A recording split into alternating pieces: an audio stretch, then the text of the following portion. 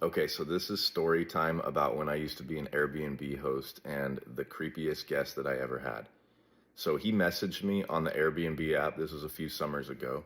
And I should have known it was going to be bad because from the first message, he said, "Hey, is it okay if my boyfriend comes along too?" I said, "Yeah, that's fine." And he said, "Ha ha ha, I'm just kidding. I'm not actually gay. Didn't want to make you uncomfortable." Well, now you made me really uncomfortable.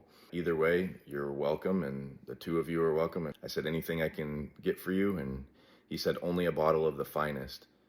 And I was like, okay, I probably shouldn't rent to this guy at this point, but I don't want to not let him in for whatever reason. Well, we'll see you soon. He got here, and his tone and his demeanor were all very friendly, like, but too friendly, like as if I knew him for a long time and I didn't know him at all.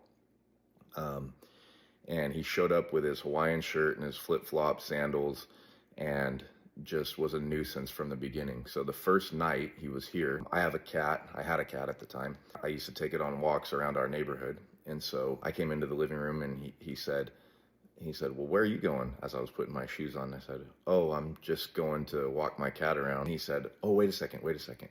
And so he runs in and gets his shoes. I'm like, "Oh, you're going to go with me?" "Yeah, sure." So he goes with me, and on this short walk, I learned a lot about this guy, and it seemed like the entire world was against him. Like, his brother was the biggest jerk ever, and his mom had just kicked him out. Dad was never there for him. Basically, everybody was against him. Now, the thing that really kind of made me think that he was dangerous, or that started to make me think that he was a little bit weird, I did give him the benefit of the doubt, was this little anecdote that he gave me when we got back into the house.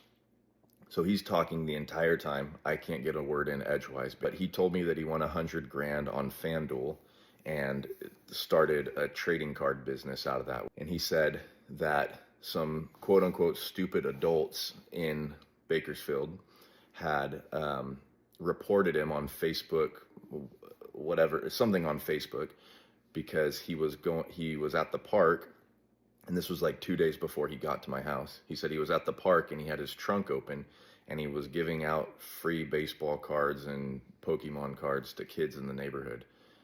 And I thought, that's really weird, especially if that's what your business is. You sell those. But okay, that, yeah, maybe people just thought it was creepy because it definitely comes across that way. After the first night, he paid me for the first night. On the second day, he had asked if he can just Venmo me the money, and the room was like $40 a night, but he didn't want to Airbnb because he would have to then pay the $10 every time for the cleaning fee for the room. And so that was the biggest mistake any Airbnb host can make, is to let him go off the app. So I went off the app and allowed him to Venmo me. At this point, he's just a random stranger staying in my house. Next day, he was sitting on the couch when I got home and he was like, "Where have you been?" And I was like, "What are you talking about?" I went to play pickleball and then I went swimming. And he was like, "Well, I would have loved to play pickleball." And I was like, "What? I don't even know you." But okay. And I remember saying that. I was like, "Well, you're my Airbnb guest. I didn't even think to do that." And he was so hurt. Like, the look on his face was defeated. Like, in the way he said, "Dude," I'll never forget it. He was like, "Dude, like, you betrayed." Like, he'd been betrayed. Next day, I went to a concert of my friend's band that was in town. Got home late. Again, he was there and he was like, "Dude, you went to a concert and you didn't even invite me?" And for some reason, I had told him I was going to. I'm not gonna be home early tonight. I'm going to a concert. And he hadn't texted me back. Then when I got home, he was pissed off at me. And I remember that night he started to just kind of like call me out and stuff. And he was like, "You're just a douchebag. Um, you don't care about anybody but yourself." And mind you, this is 2 days of knowing this person, talking to him way more than any other Airbnb guest that I had had until that point. He was like, "You're just a douchebag English teacher." That's what he kept saying, that "You're just a douchebag English teacher." That second night was really bad. The next day, I invited him. I texted him to play pickleball, and went out and played. And then I came back, and he was like, "Dude, what the heck?" And I said, "What?" And he goes, You didn't even take me to go play pickleball. And I was like, I invited you. I told you this time. I thought that would be good enough. And he was like, dude, you think that I can actually afford to drive all the way across town? I'm renting your Airbnb. Like, think about someone besides yourself for a second. Like, you could have very easily driven me over there.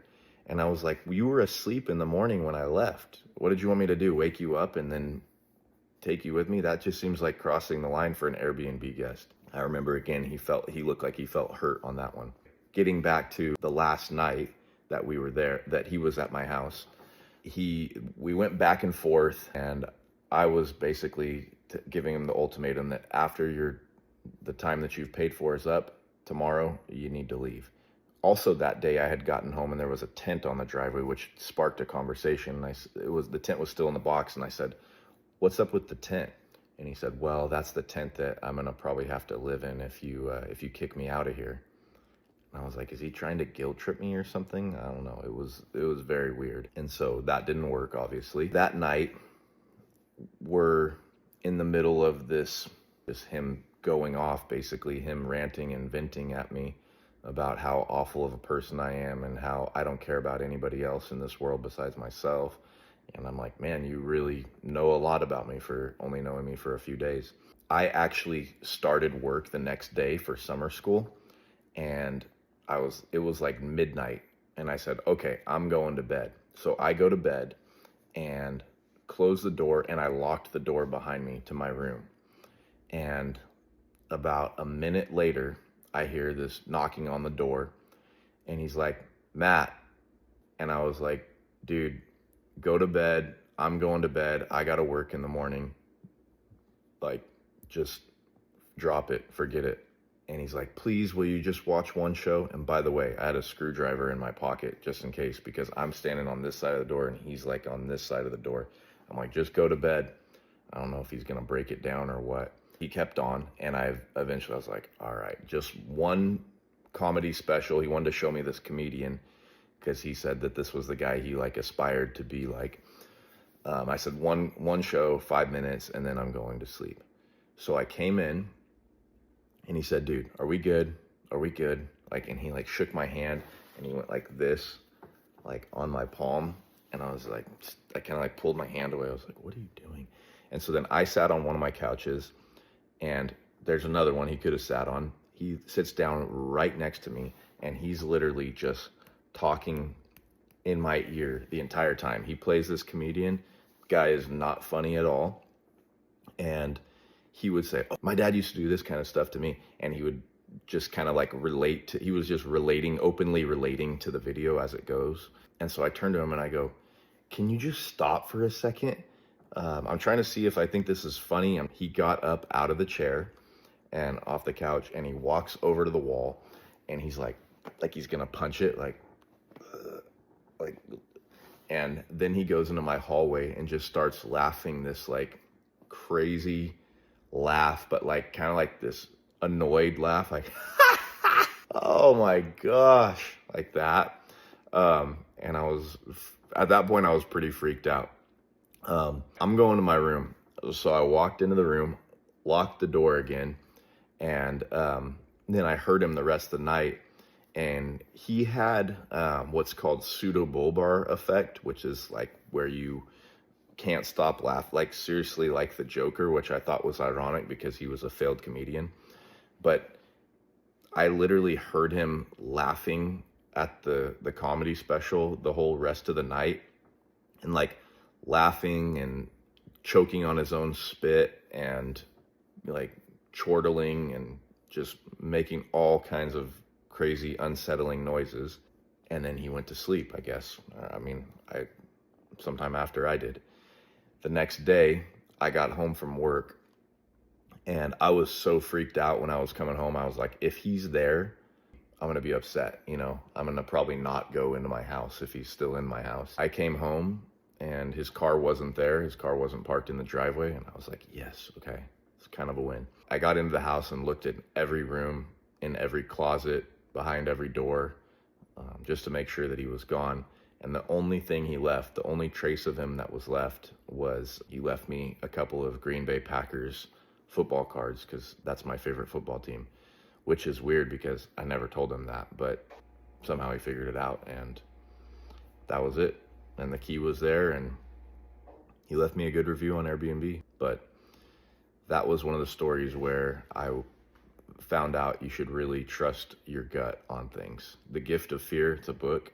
It's a real thing too. And a lot of times we try not to trust those things because society says, that you should just be nice to everybody, but you shouldn't. Sometimes you got to put your foot down. That was one of my worst Airbnb guests.